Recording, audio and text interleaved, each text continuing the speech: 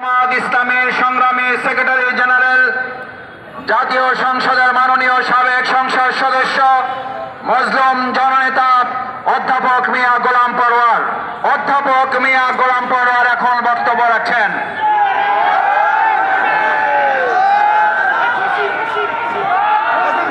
আসসালামু আলাইকুম ওয়া রাহমাতুল্লাহি ওয়া বারাকাতুহু। আলহামদুলিল্লাহি রাব্বিল আলামিন। الصلاة والسلام على سيد المرسلين وعلى آله وصحابه أجمعين।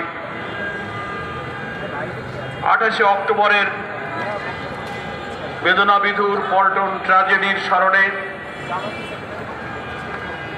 এবং খুনিদের বিচারের দাবিতে আয়োজিত আজকের এই বিক্ষোভ পূর্ব সমাবেশের সংগ্রামী সভাপতি জননেতা নুরুল ইসলাম বুলবুল, আজকের এই মিছিল পূর্ব সমাবেশের সম্মানিত বিশেষ অতিথি জনাব রফিকুল ইসলাম খান, মৌলানা আব্দুল হালিম সহ সংগ্রামী জামাত শিবির নেতৃবৃন্দ, আমার প্রিয় সংগ্রামী দেশবাসী, মিছিলে আমরা যাব।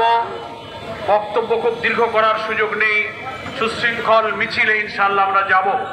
তার আগে খুব বেদনার সাথে আমরা আজকে দেশবাসীর কাছে আমরা দাবি করছি,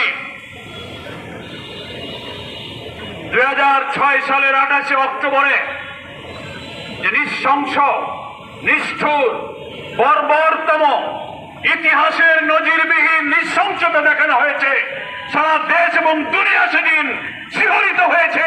রোমহর্ষক হত্যাকাণ্ডে মানুষ 1 মিনিট ভিডিওতে দৃশ্যটা দেখতে পারে নাই।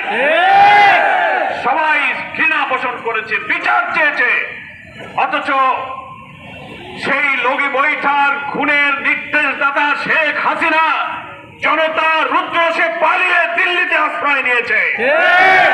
আমরা আজকে দাবি করতে চাই, 30-40 বছর পরে